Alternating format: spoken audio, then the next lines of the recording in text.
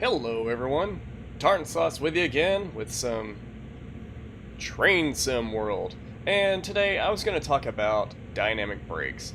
And there might be some confusion about what a dynamic brake does, but what it is it is essentially turning turning what drives the train wheels, the electric motors, turning those into generators, and pulling the power out of the kinetic energy of the train and converting that into electricity, which is then run into a resistor bank, as I understand it, which will dissipate all of that energy as heat. And what it's useful for is taking some load off of the physical brake system, the brake pads, the boots or shoes, whatever you'd call them. Takes some pressure off of those so that on a downhill run you don't overheat the brakes.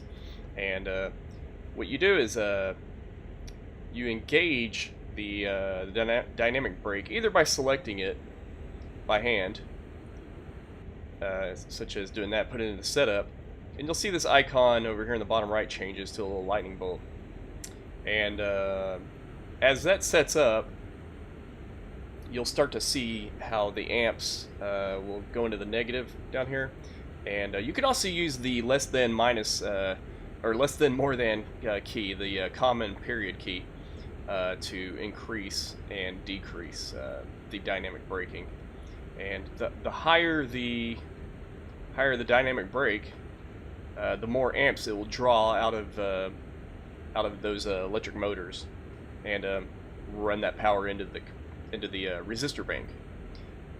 And this is just braking from the train itself, the engine itself.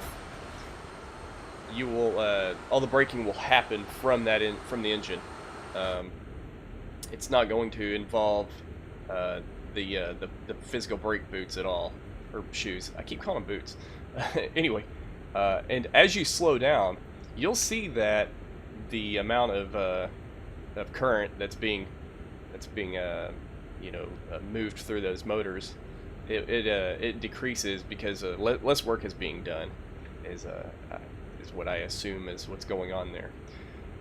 So at any rate, that is how dynamic brakes work. And these are often employed on downhill runs, to where you wouldn't just use automatic brakes, alone. You would also go ahead and use the dynamic brakes. And it's recommended that you're supposed to put the dynamic. You're supposed to go to idle and then wait 10 seconds before you set up your dynamic brake, is my understanding. Also, you can't be in neutral.